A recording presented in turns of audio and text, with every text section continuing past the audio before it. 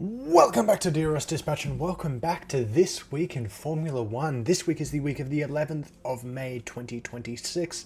It is week 1 of the 2-week break until the next Grand Prix, so not much to cover this week in terms of news. We've got a little bit to talk about, some rules changes and stuff, so let's get right into it. So let's start off with Alan McNish. If you're not caught up with the team principal Audi stuff happening right now, McNish is the new racing director for Audi, because Jonathan Wheatley left about a month ago now. So he's their new team principal, and he started in Miami. So yeah, interesting to see how Audi went in Miami. I honestly can't entirely remember if they had that good of a Grand Prix in Miami. But yeah, I mean, obviously I think it would be silly to not admit that you won't go home happy unless they've won. But I still think it's a good step in the right direction for Audi. Certainly Wheatley leaving was a shock move for him, considering the team was quite new, though I think Audi have been really good this year, and I think they've continued to impress, and I think that McNish will have a positive effect on the team. Hopefully they continue to climb up the ladder, because I wish Audi the best, of course. So yeah. Obviously, it wasn't a fantastic race for the Audis, all things considered, with Bortoleto ending Sunday's race P12, though they've had better races, they've had worse races, but overall solid result. I think Miami was a bit of a strange race for a lot of teams due to a variety of factors and car changes and stuff. Still kinks for everybody to iron out, so yeah, hopefully McNish goes well in the Audi, and I look forward to seeing where the Audi gets into the future, so we'll see. Next story, let's talk about Kimi Antonelli as he singles out a big point that he needs to improve, despite leading the championship. Obviously, Kimi is now, I think, nearly 30 points up on George Russell. So, an extremely impressive position for him to be in, considering that he's only 19. I think he's not even 20 yet. And certainly, if you were to look at the championship as it stands now, I think Kimi probably has the best chance of winning, as he's won 3 in a row now, so certainly an impressive result. Russell has looked kind of just not very good ever since China, really, so yeah, I don't doubt that George will jump back up again. I don't think George is out for the count. Certainly it's only round 5 now, so we're still relatively early. I think we'll have to wait till the European season to see how the drivers start to truly rack up in comparison to each other. But I think it's a really impressive start for Antonelli, and it definitely shows a bright future for him, considering this is only his 2nd season in the sport. So pretty insanely impressive for a rookie. I mean, to put it into perspective, Max Verstappen didn't win his first Grand Prix until his 4th season in Formula 1, I believe. Or sorry, his first Drivers' Championship, not Grand Prix. So it's extremely impressive for him to be in the position that he is. I do think he owes it to, obviously, his own ability, but to Peter Bonington, who we know is an extremely impressive and well-rounded racing instructor? Oh no, sorry, engineer, apologies. And yeah, I think he's got a really good team backing him. I think there is definitely a lot for him to improve. For example, like the obvious one, and I think what he's talking about here is his race starts. What he needs to improve, really, because they've just not really been any good. But certainly he's gotten better at the race starts. They were really, really bad, and he's slowly gotten better, so I think it's just difficult from a rules perspective to grasp, and certainly we're seeing a lot of rules changes now going into next year that I'm going to discuss a little bit later. But yeah, I've been very impressed by Kimi.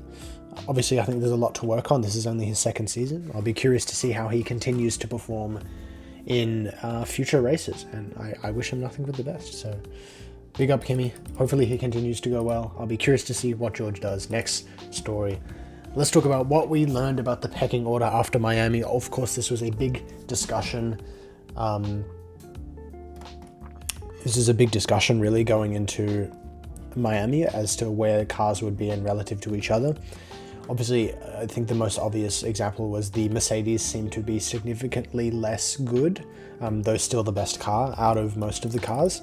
Though we have become aware that the Mercedes has a development package or an upgrade package coming in Canada, coming in the next round. So this car was still identical to the car that they had for the first 3 rounds of the Grand Prix of the season, apologies.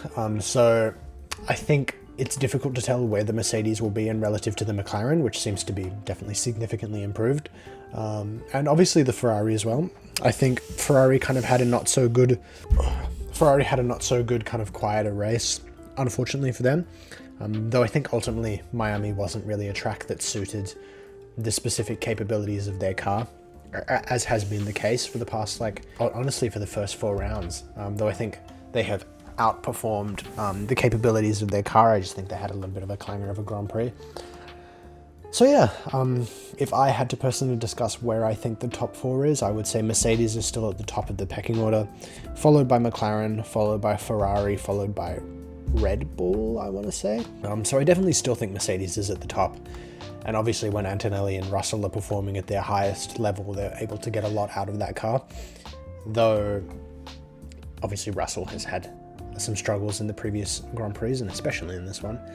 Well, not especially, but in this one. But yeah, I think the McLaren is going to continue to improve, definitely. They have got a really, really strong team of engineers back in the home base at McLaren. So I think they'll probably continue to improve, I don't doubt. And yeah, it'll be curious to see where they end up next race, with Mercedes bringing an upgrade package. I think other teams as well. So interesting that McLaren definitely leapfrogged Ferrari there. And Red Bull very much made a jump back up into the front with Alpine. This is one thing I want to mention as well. Alpine leading the midfield pack, which is interesting, considering they were really no good until Flavio Briatore came into the team. So yeah, don't like the guy, but you have to admit he's pretty good at his job. Williams is still overweight and still a mess, so we just really don't know anything about where that car is. And yeah, overall, it's interesting. I'm curious to see where the pecking order is post Canada, considering the upgrade package that Mercedes is bringing, and we'll see how things go. So yeah, next story, let's talk about Zak Brown responding to the talk of McLaren making future move for Verstappen after Lambiase deal. Obviously, my current belief is that Max Verstappen is going to retire at the end of 2028, though obviously Formula 1 has made rules changes, moving more towards combustion engine in 2027, so maybe that'll sweeten the deal for Max staying. I'm not sure. Obviously, it would be a big loss for Formula 1 to lose Max, and I don't think they intend to lose him, because that would be a major loss for them from a marketing perspective and obviously from a talent perspective. But in terms of moving to McLaren, I think certainly it wouldn't be out of the question for Max to move anywhere. And I think most teams would welcome Max if he wanted to move. Obviously, there's been a lot of questions around Oscar Piastri's future, about him possibly going to Red Bull or Ferrari, neither of which I personally believe will happen. Maybe the Red Bull is a possibility, but I just don't think so. And yeah, I think the truth of the matter is I'm still kind of sticking to my Max retiring in 2028 being the thing. And whether or not Max would go to McLaren, I don't really know, is the honest. I'm not really sure if Max and Zak think very highly of each other. I'm sure they have a professional, cordial relationship, but I'm just not really sure. It's not a move that would make sense in my mind, but it would be interesting to see. So I definitely wouldn't be opposed to it. Obviously, GP's moving over there, but I don't think GP intends to be an engineer over there unless I'm mistaken. And yeah, it'll be interesting to see how it goes. Obviously, I'm sure Zak thinks that... I'm pretty sure Zak wouldn't think that Max would want to come to McLaren, but he wouldn't obviously rule out the proposition because he's Max Verstappen. So yeah, let's have a look for him. For his quote there, Zak has obviously said that he couldn't be happier with his driver lineup, which is the obvious answer there. They've got 2 very talented drivers, so no reason to complain. But I don't think Zak would say no if Max decided to make the jump. So let's talk about our next story, with proposals agreed in principle for further evolutionary changes to the 2026 regulations. This obviously comes off the back of some major concerns around the Formula 1 rules and regulations for 2026 and their safety and their entertainment factor. So yeah, they've changed a lot of the rules. I think, if I'm not mistaken, they are jumping back to a more combustion engine focused motor vehicle, with increasing the amount of here we are.